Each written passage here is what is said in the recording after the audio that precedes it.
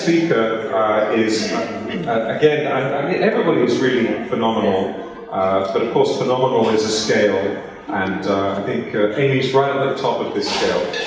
Amy Peck, Amy is the founder and CEO of Endeavor XR, which is an XR strategy and consulting firm. She's passionate about immersive and emerging technology, and is a world-class keynote speaker. So I shall bow out now.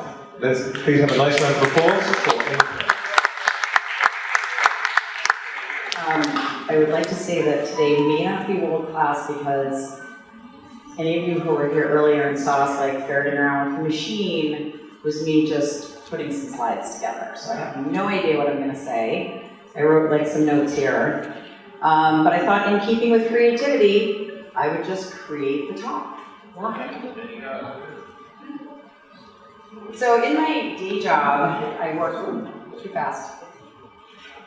I hit the reveal button too early. But in my day job, I work with some of the largest companies in the world with corporate executives who are, in the beginning, just used to be sort of flummoxed by emerging technology in general. And now they're all losing their minds over the metaverse, not realizing that the metaverse did not just fall from the sky because Mark Zuckerberg decided to change the name of this company.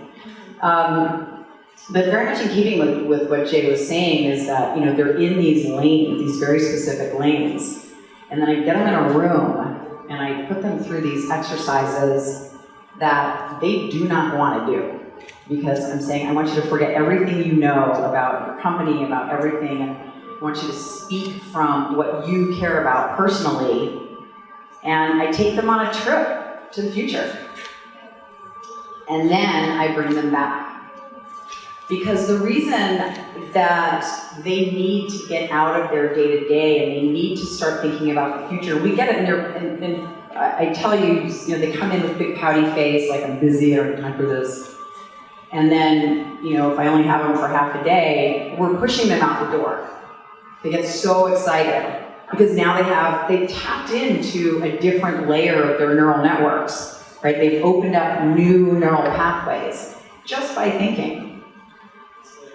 And, you know, I get asked, I've had the weirdest career. Like, I've been in the music business, I used to produce television commercials, I've been a photographer, which I already cheated and showed you. And I even have a Bachelor of Fine Art. Not because I wanted that particular degree or I wanted a career in art. It was because it was a 3-year program, not a 4-year degree. So it sort of speaks more to my laziness than my creativity. But, you know, then I wondered, like, how did I even get to where I am? I'm doing tech and innovation. Well, my first kind of true artistic passion, and I do think I've always been a creative person. I was so creative that I was incredibly clever at getting out of classes, at, you know, doing tests at the last minute, which I think is creative. But photography, I discovered at a really young age. I got my first camera when I was about 13. And just started taking pictures for fun. And then when my kids were born, I was a television commercial producer, a music video producer at that time, traveling all the time. So I had to stop traveling because I had 2 kids back to back. And so I decided I'm gonna actually make money as a photographer since I can't produce right now. And so I was obsessed. Like, I bought all the most expensive equipment because I could. And I got my ISO, and I got my beautiful Nikon with incredible lenses. And I was obsessed about, like, perfecting the pictures. Like, the focus had to be perfect, the color had to be perfect. But I realized that all of this stress was for naught. Because really the reason I had a passion for the photography was that I saw things in pictures. I can tell you 200 pictures that I didn't take. I think it was Maxim who said we remember what we didn't do. Because I would drive past something and I would take the image in my head. And I'd go back and actually physically take it with the camera. And every once in a while I just couldn't do it, or I didn't have my camera with me. But I'm showing you some of my favorite images, and they're completely different. Like, I have a style, but sometimes it's people, sometimes it's places, sometimes it's things. But there's a reason behind every single one of these images, and they're, for me, a story. And so I stopped caring about the technical perfection. And I just had something to say. Like, there was a reason I stopped and took all of these pictures. Right? There was just something about that person or that thing. And I love going out in the middle of the night and shooting really, really scary neighborhoods, which my kids to this day still talk about. But you know, the creative spark is, again, it's about what do you want to say? I think we've all said the word intent, right? What is your intent? Then, you know, I've got 2 kids, 2 boys, diametrically opposed learners. And I promise there will be a point to this, even though I did not prepare this. And I wish I could find the picture of the 2 of them that I took that sort of started me thinking. But one is a very linear learner. He sailed through school, did great on tests, he's brilliant, you know, just life was sunshine and fairy dust for him. Then there was the little one, Sebastian, who was little Minx, always in the principal's office. And I give the example, he went into a video game called Grand Theft Auto for the very first time, and he didn't play the game. He got into one of the cars and he drove to the end of the rendering because he wanted to see what it would do. He drove out of the city and it just repeated itself. And so I started working on this theory on that way of thinking, because I understood why he did that. I understood, as someone who got kicked out of every school she ever went to for various reasons, why he was in the principal's office. It wasn't because he wasn't a smart kid. It was because he didn't fit into the system of education that we present today. So we systematically take creativity out of our lives. If you ask a 5-year-old what they want to do in the future, they'd be like, oh, it's obvious. I'm going to take a spaceship every single day to the moon. I'm going to eat peanut butter and jelly sandwiches with my purple giraffe Fred. Duh. Right? You ask somebody today, an adult, what are your plans for the future? They're going to start telling you either what their company is doing, or they're going to start telling you where they think the world is kind of going, right? Or technology is going to eat us, or we're going to blow up the planet, right? So the exercise I do with the executives is around this theory of my son's, the way he thinks about the world, and it's the way I think about the world in a lot of ways, and I call it volumetric thinking, which makes sense now that I'm in sort of immersive and 3D tech. Right, volumetric. But what his secret sauce is, and we all have it, it's the ability, first of all, to create something from nothing. But we create something from nothing by taking completely disparate thought from our experience, maybe from something that we remember as a child, to something we saw today, to something we really care about. And we kind of mash it all together, and then we create something. Right? So for me, it's photographs. For Dagmar, also art. We've got a lot of artists. How many of you are actually make a living doing art? Because I did not. Right. But you know, I'm hoping that some of this resonates as well with you. I decided to, because I like fancy stuff despite what I'm wearing today. I decided I wanted to marry art and commerce and find a way to make a living. So this is how I developed my whole strategy for innovation. And the theory is that because we are now grown-ups, right, and we have rational thought, we get stuck in the inability to really have agency in the future. We're afraid to fantasize about the future. And it's so freeing. So I usually give these executives a prompt, which has to do with the year, 2040 and beyond. And it's not arbitrary because it's far enough out that they don't have a picture of it.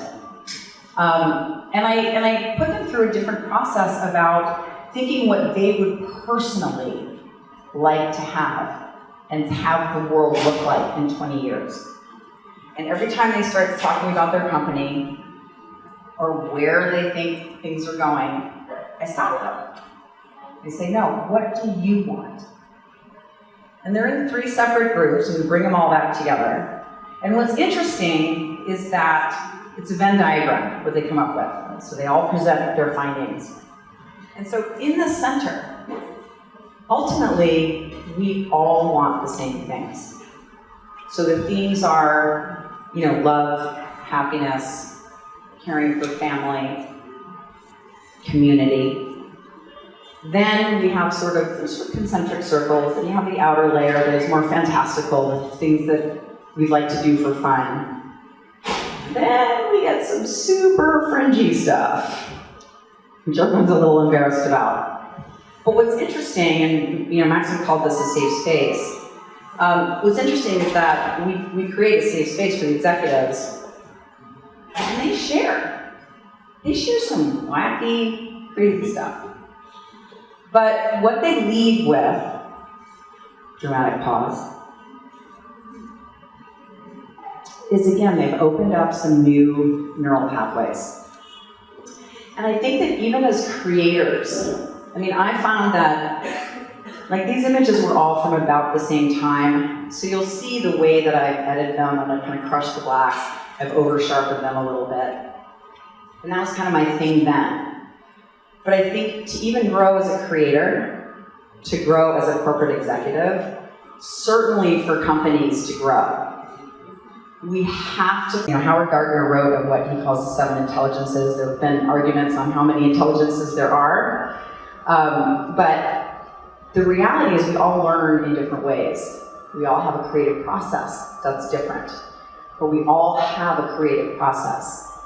And so how this gets wired into technology is coming, right? It is inevitable at this point.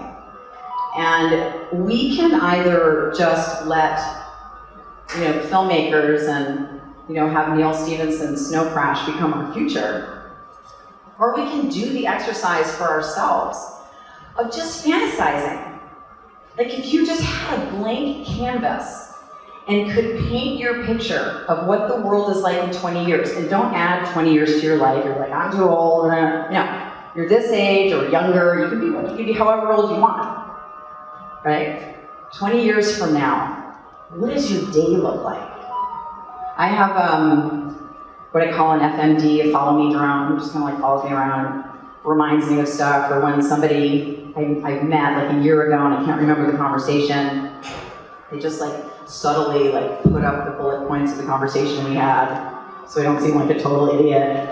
And I have a mindfulness pod, and then I have my natural language processor will detect when I have a little stress in my voice, and will tell me that I need to go into the mindfulness pod and have a moment. And so I've created this whole vision of what my day is like in 20 years. And it seems a little bit silly because a lot of the stuff isn't going to come true. But if we all do it collectively, we're all going to build that Venn diagram. And we're all going to move to a level of humanity at the core of what we care about.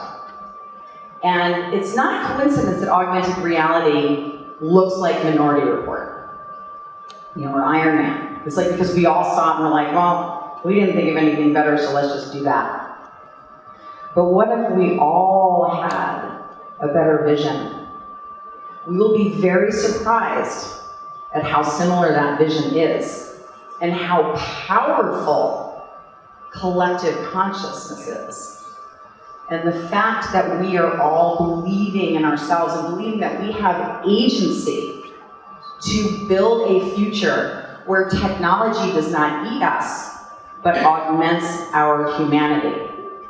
We will get there, but we have all got to play.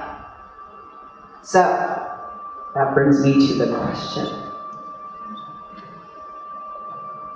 20 years from now, you are your age or younger, you could be your child self. What is the one cool software, product, object, superpower that would make you really, really happy? And why? All right.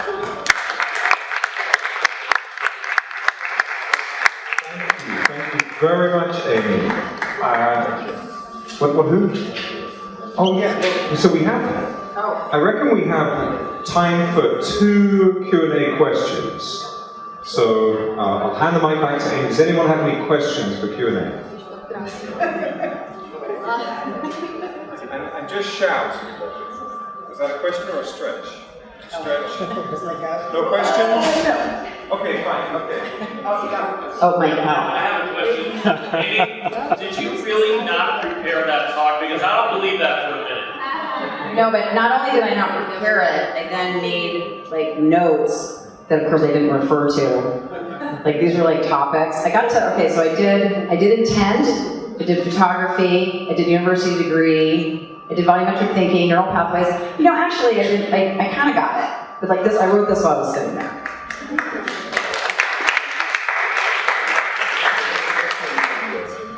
Just put the, so you guys have got 3 minutes to answer this question together. Okay, 20 years from now, you can be any version of yourself. What is the thing, object, software, superpower that would make you happy? Doesn't have to be cool or anything, just make you happy. Okay, discuss amongst yourselves. You have 3 minutes to answer that question. Go.